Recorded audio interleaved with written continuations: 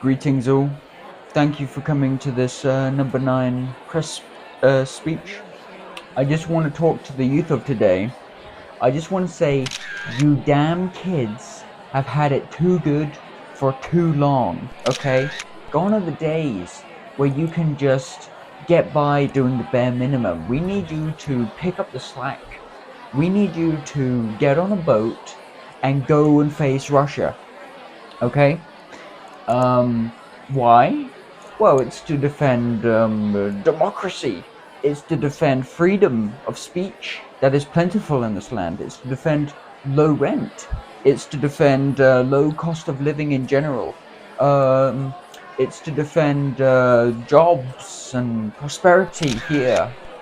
It's to defend a very just and equitable justice system that develops fastly and you know punishes criminals and lets the guilty free. It's to defend healthcare. The NHS is the envy of the world, don't you know? It's to defend politicians who are upstanding individuals who would never go to an island of pedophiles. Why wouldn't you want to join the war? Oh yeah, by the way, we're not going, and there's a 99% chance that you might die. Here in the UK, we've had talks about conscription and national service pretty much ever since the war in Ukraine kicked off. The general vibe is that these lazy kids who need to stop spending money on lattes and avocado toast need to pick up a gun and a shovel and go off to war so that rich boomers and millionaires can stay and, I don't know, drink until they die. The problem is that they're not going to war, and lastly, there's just nothing to fight for. So in this video, I want to talk about why national service is a joke and why I'm not fighting for Jack. If you've seen the news, there was this guy, he was called Air Chief Marshal Fuckface, who said that we need to be willing to sacrifice our sons and our daughters for war. And that kind of kicked up a bit of, anger in the UK, but I didn't really see him suffer any consequences for saying that we need to sacrifice our youngsters to the sun god for a plentiful harvest. Sons and daughters, colleagues, veterans will all have a part to play, to build, to serve, and if necessary, to fight. And more families will know what sacrifice for our nation means. This freak insults sun god. We must sacrifice a virgin. Because he's rich and also he is, highly acclaimed in the military.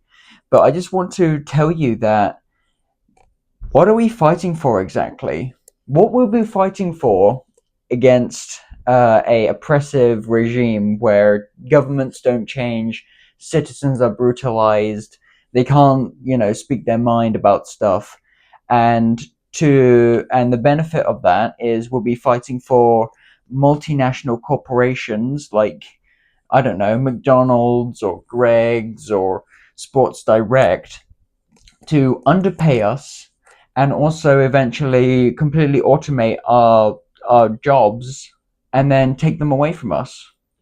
We'll be fighting for a system where corporations can get endlessly rich in our society, don't pay any tax towards the upkeep of the very society that they cling on to like a parasite, and then send our jobs overseas to people who are being paid comparatively low wages compared to us. They're making the livable wage in their country, but an hour of their time compared to an hour of our time over here is vastly different. And that's the tragedy of it. We'll be fighting for a nation of shit. We'll be fighting for a healthcare system that would rather you die while waiting before you can claim it. Be working for a system that punishes people for speaking more than criminals. Freedom, prosperity, jobs, That's what people want. You want to fight to protect something, and England doesn't offer anything for us to protect. All it offers us is shit, and the politicians tell us we should be happy for it. There was this conservative MP not too long ago who said something like, you know, um, if you can't afford food, then just buy the cheaper version of it. Say the price has shot up at that and people say, oh, this tin has gone up by 50% or whatever, buy the Tesco value one. If you see a sewage outlet, don't bother complaining to the council because they can't fix it. Just, make the most of it, swim in it. I mean, I remember as a child in South Wales... Swimming in sewage? Swimming in sewage, absolutely. Oh, yeah. Jackson's Bay in Barry used to be a sewage outlet where we all went and paddled and swam. The Tory message after 14 years of being in government is buy the cheapest food you possibly can and swim in literal shit, because that is the best we can possibly give you after all this time.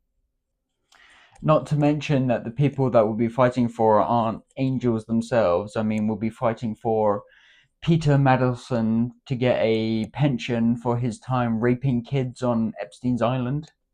We'll be fighting for that, and we'll be fighting for the people who are in charge of our country knowing about this and not doing a thing about him in the first place. We'll be fighting for a royal family that is just background decoration. They don't have any power, but they're kind of kept around as kitsch, hanging decorations anyway. But onto this Air Chief Marshal fella. Like, fuck you, honestly. You are just such a disgusting demon, saying that we must sacrifice our sons and our daughters and our family members for the greater good. What greater good do you want? Do you want a society where growth is only applicable to the people in charge? The government wants people to give birth and have kids and keep the Lord God economos keep going, the god of GDP going. But the thing is that, are you going to have a country or GDP when all the kids are dead? It doesn't make any bloody sense. You are just a Aztec preacher saying, sorry, but I really have to sacrifice your heart. The sun god demands it. And also, what's the point of even going into someone's territory to fight in a war when ground units would inevitably end in a nuclear Armageddon? We have drones. Why do you need people for the meat grinder? And more importantly, why are we still fighting as a civilization at all? We have enough space and resources to manage the population we have right now. But instead, we have turned killing human beings into a business. It's bloody disgusting, honestly. I think if this is the way that we're going, if we need to seriously get up the mental fortitude to go and kill other human beings, I don't think I want to participate. And before everybody says, don't worry,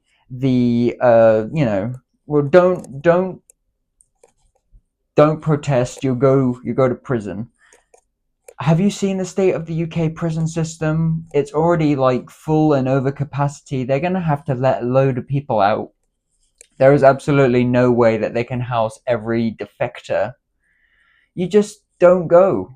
And anyway, the national service that they're talking about is basically just pick up litter on the sidewalk anyway, so who cares? But to wrap off this relatively short video, I just want to say, what the hell are we fighting for? We'll be fighting for potholes in the street. We'll be fighting for high rent. We'll be fighting for low wages and barely any jobs. The jobs that we do have here is basically just catering and nursing and sales. That's literally all the UK economy is right now. Phone sales, catering, and taking care of old people. A harmonious, safe, High prosperity society is what you fight and die for, not a poverty-riddled shithole. They have turned our enslavement into an actual business.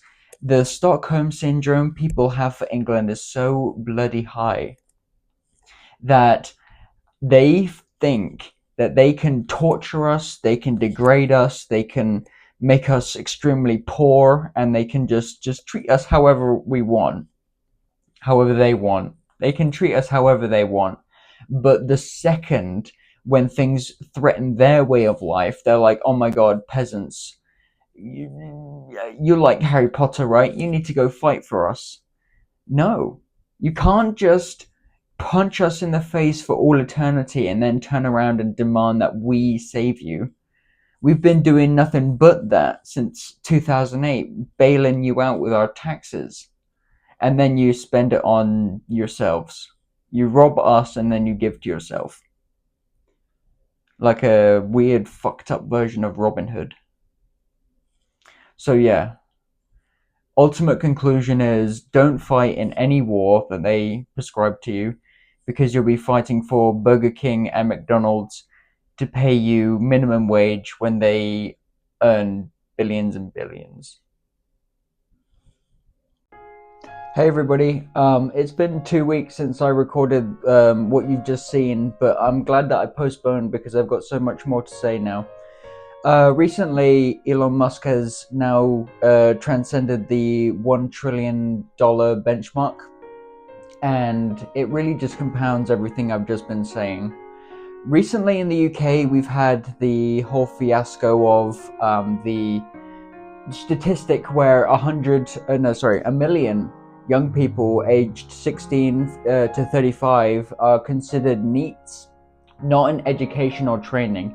And you know it's bad because the mainstream media now recognizes NEET as a official term and not just 4chan lingo. I mean, it's been in the zeitgeist for quite a while, but you know, whatever. And they've focused a lot of their coverage in the UK on a town called Grimsby. Not very good look. If you name your kid Burglar, I don't think they're going to have a very successful upbringing, and I think you're kind of pushing them into a certain vocation. So naming your town Grimsby sounds kind of like you want it to sound like you go there to die. And it's fitting that Grimsby is the unemployment capital of the UK. It is dirty, disgusting. Every single shop is just shuttered. There's nothing but grey aluminium security shutters on every piece of commercial space. There's rampant unemployment. There's rampant crime.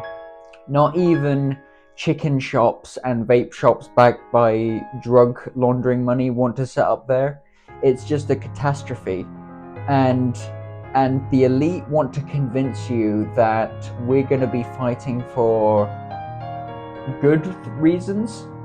Honest to God, these millionaires and politicians who will never see any action, these billionaires who own bunkers in New Zealand, want to convince us that Russia or North Korea is the enemy. They're the enemy. They're the ones who are going to be profiting off any kind of war that we get involved with. They're the ones probably making the tech that they sell to the government, and then they exacerbate problems abroad, drive people into fighting, and send people into like this controlled depopulation state where people go and fight and die for them. They get rich and they get a nice payday from this war, and then the cycle keeps going.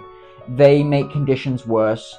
They advertise recruitment ads to us. They make us seem like the only way to really escape poverty is to join the army. They sell war machines to the government, and then the government uses these war machines, fights other countries, sends a bunch of people to die, and then conditions kind of improve because there are less people all jostling for space and for housing. Conditions get slightly better, there's less people to farm the land, so they need to increase wages just a little bit. That's the peace war cycle that we get to, and then when there's an excess, they think, oh yeah, it's time for another war. You fucking kids have had it too good. And with the whole Elon Musk becoming a trillionaire thing is it makes me want to be fucking sick, to be honest. This is a man who can solve all of homelessness in America 5 times over with just his regular yearly income of $100 billion. And they want to convince us that we're fighting for prosperity and freedom. I will not volunteer to be ground up by global finance, okay?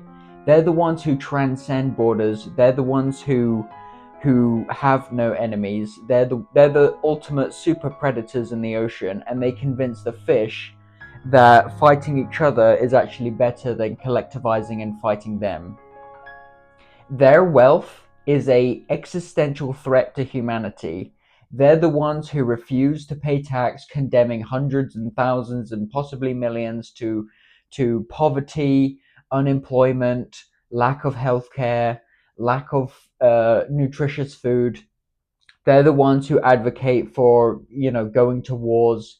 They're the ones who pollute the environment with their companies, and they don't clean up because they're not forced to. And they're the ones who buy politicians and buy elections to force the outcome that they have.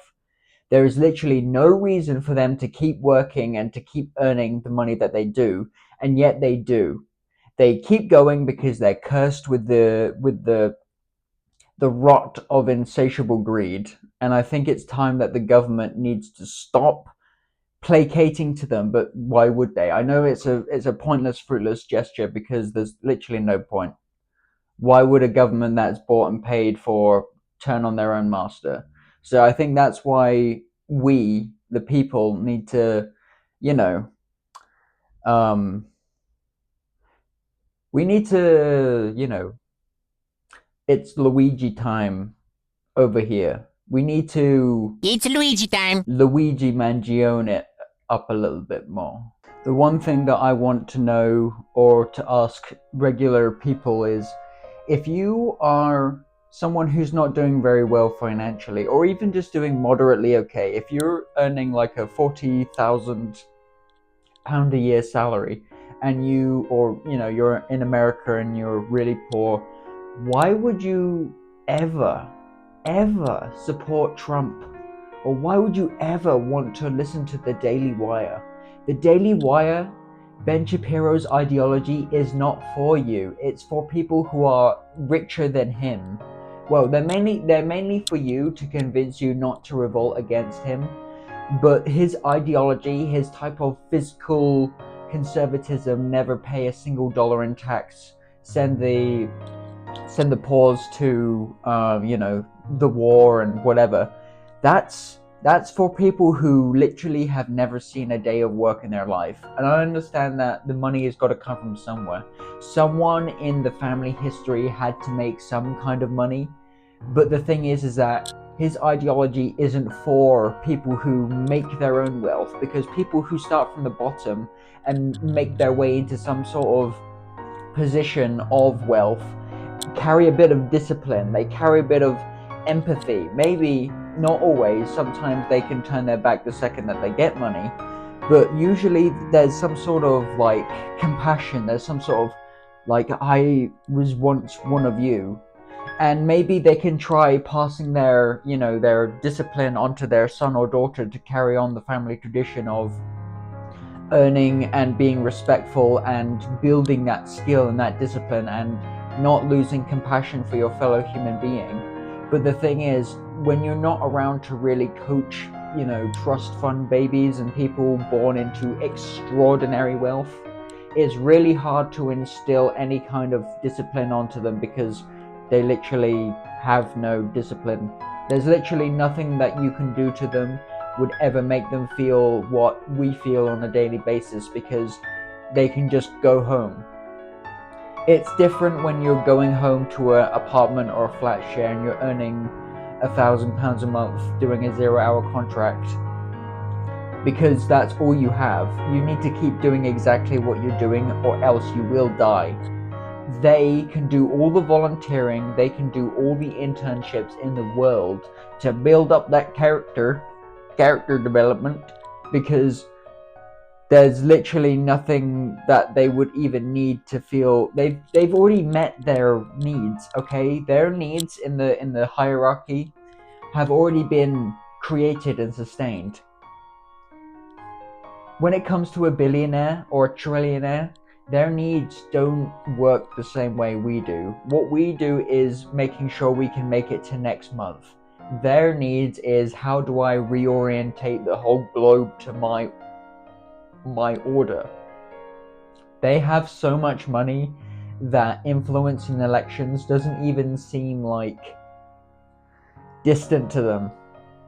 I truly believe that these billionaires, the reason why they buy out elections and send us to wars and promote war propaganda to us and sell machines to the government to blow up school children, isn't really because they're concerned about money, because they have all the money that they could ever have in their entire life and they couldn't spend it all in their entire life. And even that just their regular position of wealth would generate enough income every now and then that they wouldn't be sent to the poorhouse. They would have to be really, really reckless. And even then, even with the amount of money Elon's lost when it comes to his management of X, he would never, ever be in the poorhouse because he's got all these friends to bail him out. It's really about their way of life. They want to be seen as the elite. They want to be seen as the people in charge. Power and influence and stuff like that is way more important to billionaires than money will ever be. They don't want to live in a system where they're not as in charge and as unreachable as we can possibly do. And I'm not saying that nobody in my perfect system could live a lavish existence. If you're a star entertainer, like a movie star, or you make an invention that helps people and then people buy it because it makes their lives easier and that makes you a millionaire, or maybe whatever, you just work, you just get yourself there through whatever stance. I'm fine with someone who's a millionaire or even a multi-millionaire, but when you start crossing over the 100 million mark, it gets a little hard to justify, and it gets harder to justify the further up the ladder you get from me. And when you get to a billion, in not only in net worth but also just in liquid capital, nobody needs that much.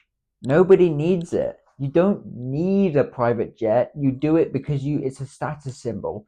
It's your way of saying, I'm not renting private jets. I own it. It's a way of saying you're part of the club. And buying elections and influencing global politics and, reorientating the whole financial structure to serve you only is a status symbol for trillionaires.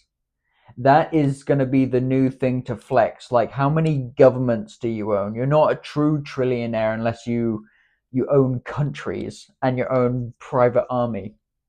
And for the government to turn around and see the neglected, empty streets full of starving people, decaying infrastructure, horrible healthcare, damaged, societal institutions, boarded up buildings, boarded up churches, and just to say, hey, peasants, here's the latest distraction. You better go fight for it, otherwise democracy is dead. Fuck you. Honest to God. How could you possibly stab us in the back so thoroughly and demand that we fight for you? What kind of psychopath do you need to be to even entertain that question? Anyway, good luck out there and be careful, alright? We're gonna make strides to survive this. I do not want to look into a crystal ball and find out humanity's been wiped off the map because the people at the top were too greedy and vain to save the world, and we're either all, living in this Mad Max apocalyptic wasteland, slow preventable catastrophes, or just the nuclear wasteland because the people who are in charge can't get over the fact that dick measuring contests don't work. We need to work together if we're going to get into space. And when we're in space, we can, conservatives, liberals, rich, poor, men, women, we can fly. We have infinite space and infinite amount of possible planets to go to where we can live alone and stop fighting each other? Why can't we just coexist for 1 second to ensure the continuation of the human race in general? Bye.